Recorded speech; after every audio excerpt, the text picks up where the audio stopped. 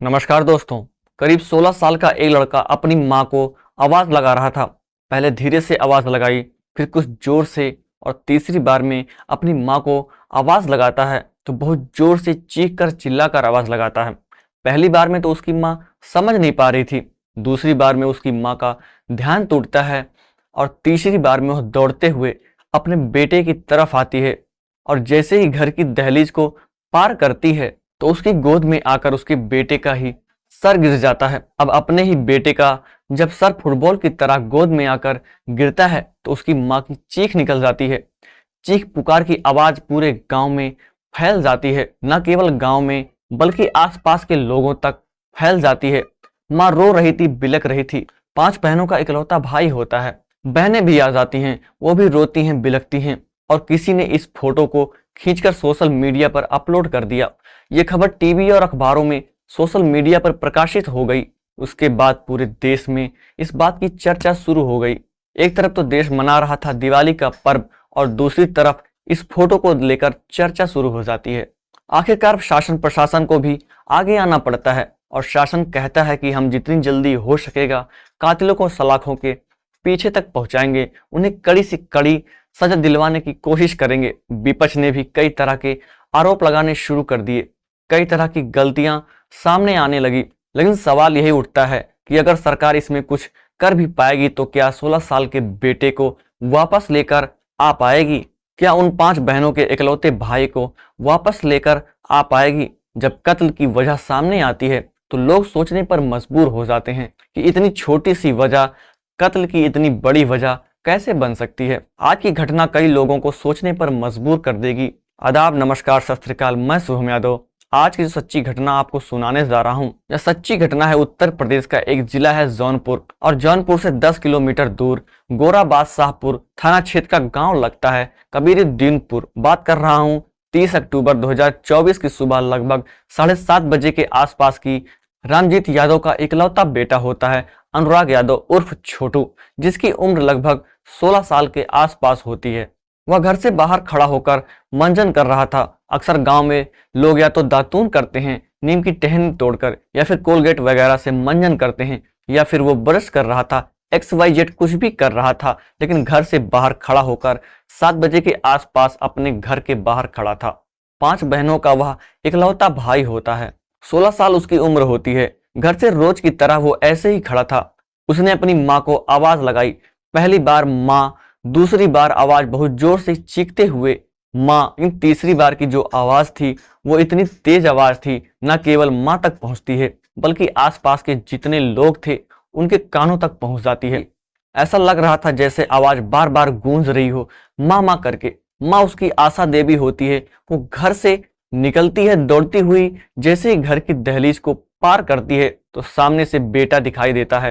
लेकिन बेटे की जो गर्दन होती है वो धड़ से अलग होकर माँ की आकर गोद में गिर जाती है। माँ बहुत जोर से चीखती है, चिल्लाती है, कहती है कि मेरे बेटे को मार दिया। जो भी वह कह सकती थी उस बीच में वो कहती है। अब वो समझ नहीं पा रहे थे। आखिरकार 3-4 लोग होते हैं। गांव का ही एक व्यक्ति होता है, लालता यादव होता है। उसका एक बेटा होता है रमेश यादव, साथ ही एक लड़का और होता है सूरज यादव। करीब 5-7 जन थे। सबके हाथों में, किसी के हाथ में हंसिया थी, किसी के हाथ में तलवार थी, तो किसी के हाथ में कुल्हाड़ी थी, किसी के हाथ में ऐसी दरांत वगैरह थी। कुछ इसी तरह से हथियार लेकर उस लड़के के पीछे पड़े हुए थे। वह लड़का इधर उधर भाग रहा था, दौड़ रहा था, अपनी जान बचाने की तमाम कोशिशें कर रहा था। इस बीच में वह लगातार आवाज भी लगा रहा था। आसपास के लोग भी जाग जाते हैं, बाहर निकलते हैं, देखते हैं कि कोई कुछ समझ नहीं पा रहा था कि आखिरकार वजह क्या है। लड़का जैसे ही तीसरी आवाज में रुकता है, शांत हो जाता है। पीछे से एक तलवार आती है और तलवार को इतनी तेज से मारा गया था कि एक तलवार में ही धड़ से सर दोनों अलग हो जाते हैं। माँ के पास पहुंच जाता है। माँ का रो रो कर बुरा हाल हो जाता है और बहनें आ जाती हैं। इसके बाद फिर पूरा गांव इस घटना को लेकर सड़कों पर उतर आता है। दोस्तों, न केवल पूरा गांव उतरता है, सोशल मीडिया पर ही कुछ देर में खबर वायरल होने लगती है। दरअसल डीएम डॉक्टर दिनेश चंद और साथ ही SP doctor Ajay Pal Sharma, CO दरोगा बादशाहपुर के तमाम यह आला अधिकारी मौके पर आ जाते हैं और सैकड़ों पुलिस वाले गांव में आ जाते हैं। दरअसल 29 अक्टूबर 2024 को यह लड़का, जिसका नाम अनुराग यादव होता है वह अपने घर से कुछ ही दूर पर एक छोटी सी जमीन का टुकड़ा होता है। उस जमीन के टुकड़े की साफ सफाई कर रहा था और जैसे ही इसकी घास वास छील रहा था तो इससे पूछा जाता है कि तुम यह सब क्या कर रहे हो।